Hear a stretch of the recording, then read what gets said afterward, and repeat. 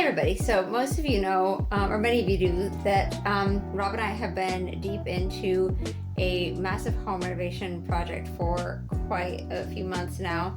And one of the things I'm going to show you today is once a month do a deep clean on our washing machine to keep it lasting longer, smelling fresher. So I'm going to show you how to clean out some of the inside pieces.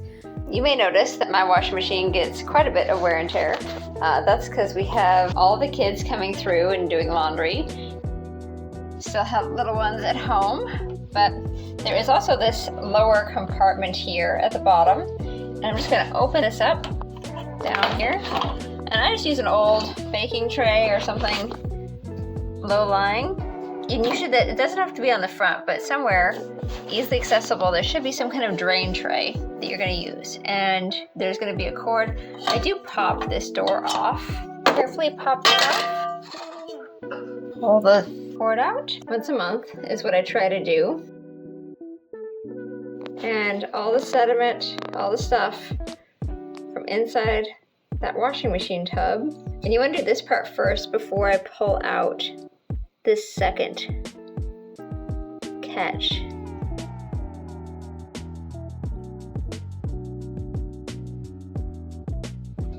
And then we unscrew this piece here. And then we'll get some hair and some hair ties and all the lovely things that go into your washing machine. And then I just take this over to our deep sink, dump it out.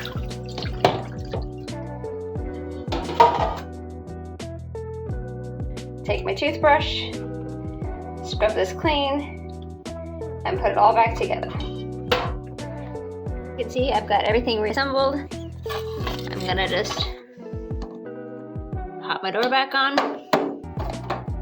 close it back up, and then I'm gonna run my washing machine on my tub clean cycle. But first, I'm going to throw in one of these active washing machine cleaners. I like this brand better than any of the other brands I've tried. I get these on Amazon.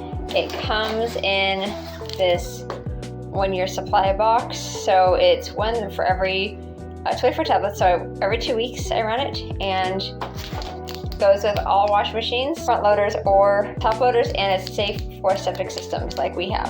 Anyways, I'm going to toss this in and then get it started.